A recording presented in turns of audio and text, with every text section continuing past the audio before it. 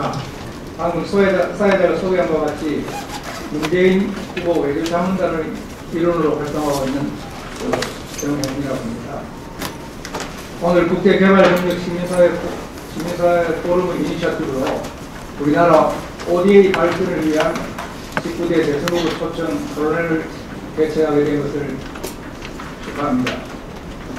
이 자리를 빌어 국제개발협력 시민사회 포럼이 그간 우리나라의 이상적 국제개발협력 담론을 주도하면서 건설적 아이디어를 계속 제시해주고 있는 데 감사드립니다.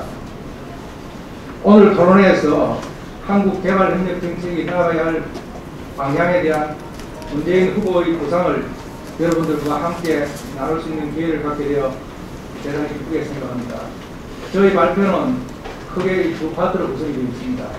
첫째는 한국의 개발협력 정책이 나아가야 할 방향이고, 둘째는 조금 전에 유미연 실장님께서 설명해 주신 국제개발 시민사회 포럼이 제안한 정책과제 9개 분야입니다. 여기에 대해서 검토한 의견 또는 입장을 여러분들하고 공유를 하려고 합니다.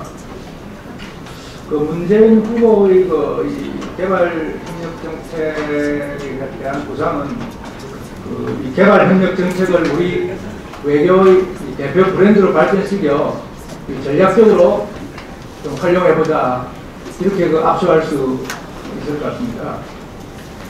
외교 활동의 중요한 수단으로서 대개발 협력을 더 정교하고 세련되게 가다듬어 더불어 잘 사는 지구촌 각국에 실질적 도움을 주도록 운영을 하고, 이를 통해 인류의 삶의 질 향상에 기여토록 함으로써 대한민국의 국격을 한 단계 업그레이드 하는데 초점을 맞춰 나가고자 합니다.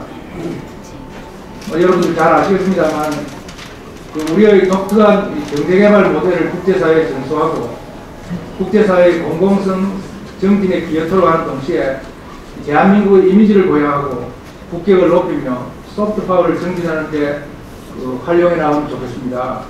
또한 우리의 개발협력이 유엔의 지속가능 개발 목표 실현에 실질적 도움을 주는 방향으로 운영되도록 함으로써 국제사회의 기대에 부응하면서 책임 있는 역할도 계속 수행해 나가고자 합니다. 우리나라는 2010년 OECD 산하개발원조위원회에 가입한 이래 대외원조를 꾸준히 늘려왔습니다. 그래서 2020년까지 GNI 대비 0.2%, 또 2030년까지 0.3% 수준으로 원조 비율을 점차 높여나가겠다는 의사를 밝힌 바 있습니다.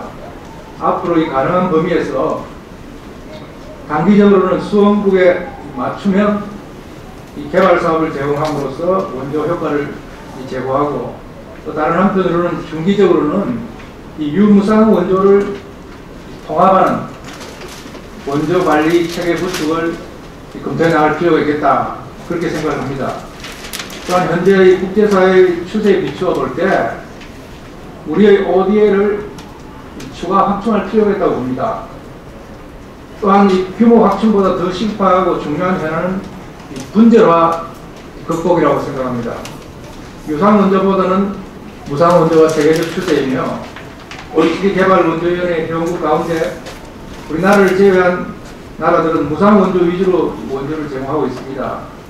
이와 관련해서 ODA 시스템의 선진화를 지속적으로 진행해 나가고 있습니다. 이 대외 원조 규모를 늘리는 것과 병행하여 코이카 기반으로 시행하고 있는 청년 해외 봉사단 파견 사업을 단계적으로 확대해 나갈 것을 검토할 필요가 있겠습니다. 이들의 따뜻한 손길이 지구촌 형제자매들의 가슴을 적시고 우리 원조의 품격을 한국인의 혼이 담긴 소중한 선물로 정화시켜 줄 수 있습니다. 이는 글로벌 인재 양성이라는 측면에서도 대단히 중요한 의미를 지닌다고 생각합니다. 이들은 개발협력 분야에서 쌓아올린 경험을 바탕으로 이 분야의 최고 실전 베테랑이 될 수 있습니다. 그래서 9.1 글로벌 무대에서 활동할 인재로 거듭날 수 있을 것으로 기대합니다. 인도적 지원 분야에 대해서는 예방적, 선도적 기여가 대단히 중요합니다. 우리는 한국 전쟁을 겪으면서 역사적으로 유례가 없는 희생을 치렀습니다. 그 결과 우리 한국 사람들은 인도적 지원 문제에 대해서 남다른 관심을 갖고 있다고 저는 생각합니다. 지금 전 세계적으로 6천만 명 이상의 강제 난민이 발생되어 국제사회가 이 문제를 지금 어떻게 다루어 나갈지 정말 지금 부심하고 있는 그런 상황입니다. 우리가 이런 처음에 국제적 관심사 해결에 좀 더 선도적으로 기여할 필요가 있겠다 그렇게 보고요. 사후 지원도 중요하지만 사전에 피스피킹과 같은 활동에 참여하는 그 지원 효과는 더 크다 하겠습니다. 필리핀의 재해 관련해서 정부 인사 국내 초청 연수라든지 또한 이 예방 인프라 설치 같은 것이 사전적 대응에 있어서 어떤 좋은 예가 될 수 있다고 생각을 합니다. 이 국제사회의 개발협력 분야 논의에 그 활력을 불어넣기 위해 창의적이고 혁신적인 아이디어로 이 담론을 주도해 나가고자 합니다. 잘 아시다시피 우리나라는 2010년 G20 의장국으로서 서울 개발 어젠다를 도출해내어 개발을 G20 중심 의제로 끌어올렸습니다. 그리고 2011년에는 부산 세계개발원조 총회를 주최하여 국제개발협력의 패러다임을 원조 효과성에서 이 개발 효과성으로 바꿨습니다.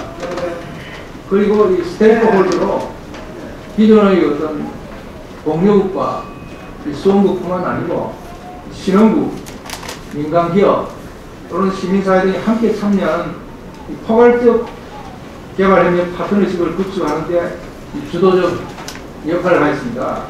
앞으로도 이와 같이 국제개발협력의 새로운 지평을 열고 새로운 방향을 논의하는 데 중추적 역할을 계속해 나가고자 합니다.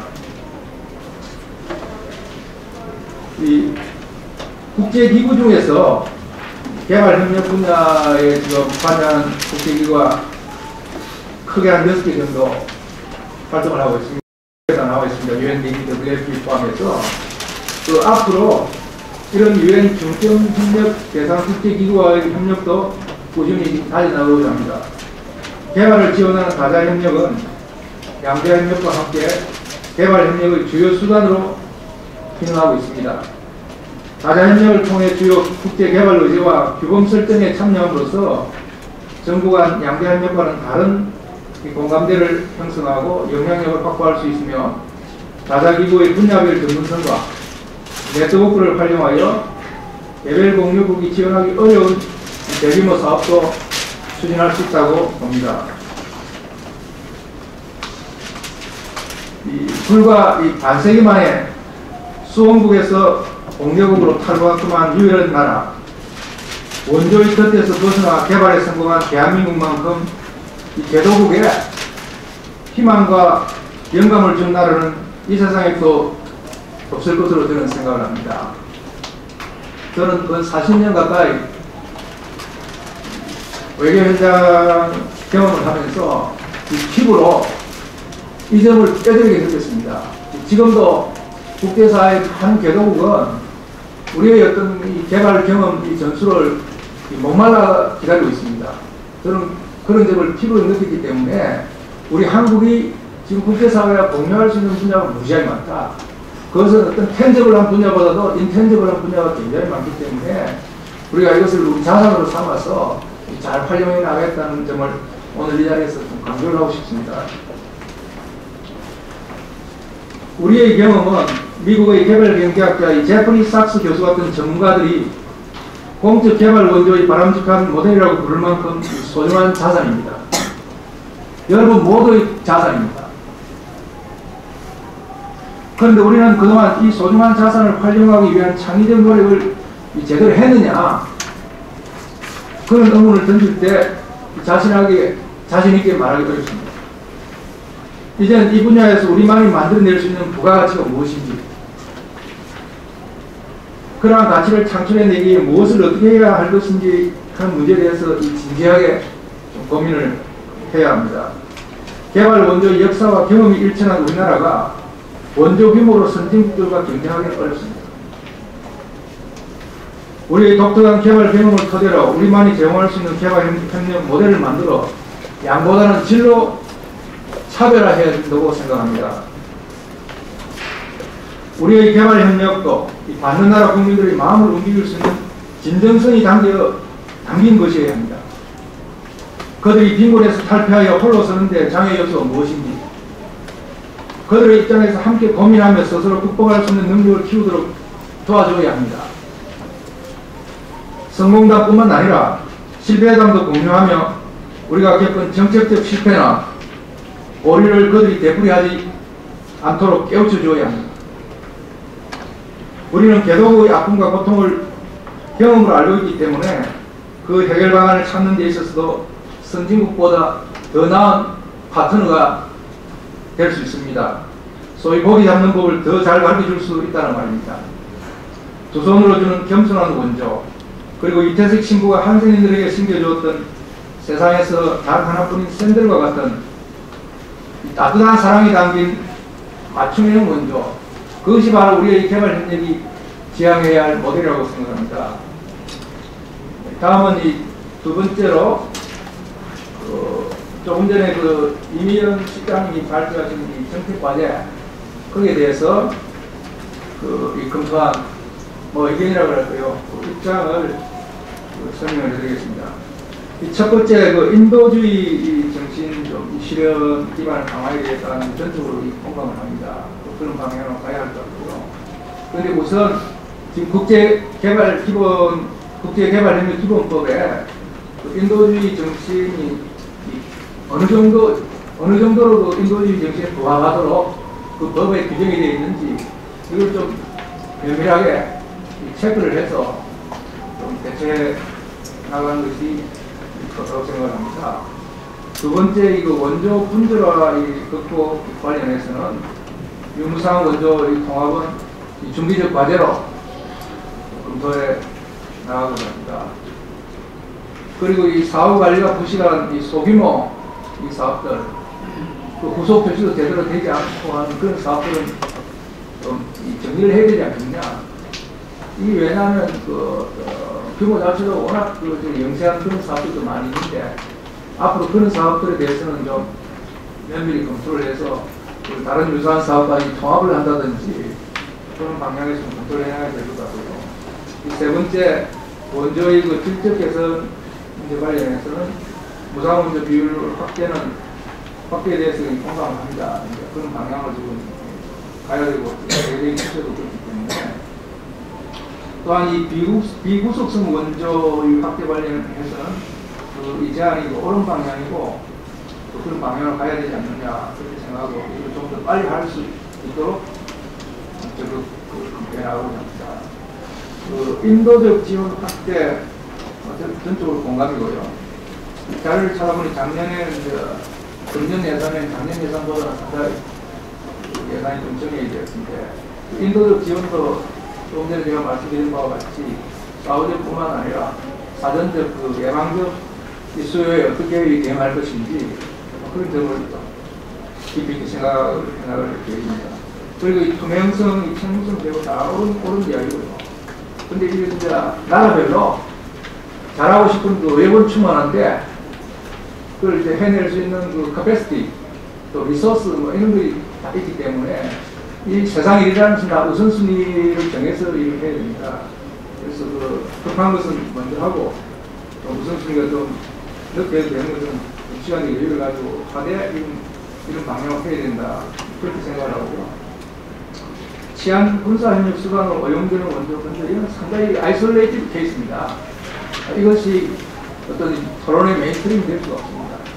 그런데 필리핀 같은 데는 한국인을 상대로 하는 이 범죄도 굉장히 많이 발생을 하고 그렇기 때문에 우리 자체의 필요성, 필리핀 자체의 어떤 요청 이에 의해서 필리핀 경찰 공무원들을 한국으로 초청해서 경찰청에서 이 지문인식 이런 걸 어떻게 할 것인지 기술 전수하는 프로그램인데 상당히 좀 아이솔레이티드 케이스다. 전체적인 오버롤하는 방향에 영향을 끼치는 그런 케이스는 아니다고 좀 이해해 주시면 좋을 것 같고 이 국군 해외 재난 구호 활동, 제가 한 2년 전인가요, 이 필리핀에 태풍 사고, 지진 사고 났을 때, 미국은 굉장히 빨리 기동성 있게 잘하더라고요. 왜냐하면 인도적인 대형 어떤 참사가 났을 때는 기동성이 굉장히 중요하잖아요. 그렇기 때문에 사건 다 일어나고 나서 다른 나라를 와서 다 원조 제공하고 난 이후에 늦게 가면은 비용대로 드는데 효과가 상당히 떨어지지 않겠느냐. 그래서 이게 아마 제가 알기로는 정부에서 어떤 앞으로 이러이러한 사건이 발생될 경우에는 이 지체 없이 군을 파병을 해서 소위 디자스터 릴리프 액티비티에 기동성 있게 종사할 수 있도록 하는 것이 좋지 않겠느냐. 그런 취지에서 이 법안이 발의가 되었는데, 지난 회의에서는 이제 통과가 못 됐고, 자금 폐기된 줄 알고 있는데, 다시 또 발의가 되었다고 자료가 되겠는데, 저는 이런 문제가 좀 탄력성 있게 운영하면 좋을 것 같습니다. 과연 어떻게 하는 것이 우리 국익에 더 도움이 되는지, 그런 점을 좀 감안을 해서 좋지 않겠느냐, 그렇게 생각을 하고 있고요. 국제개발협력 파트너로서 시민사회 역할 굉장히 중요합니다. 지금까지 훌륭한 일 많이 해오시고요. 앞으로도 그런 방향에서 훌륭한 일을 더 많이 하셔야 될 것 같고, 그래서 이 정부와 이 파트너십을 더 강화하는 데 공감합니다. 예, 이상입니다.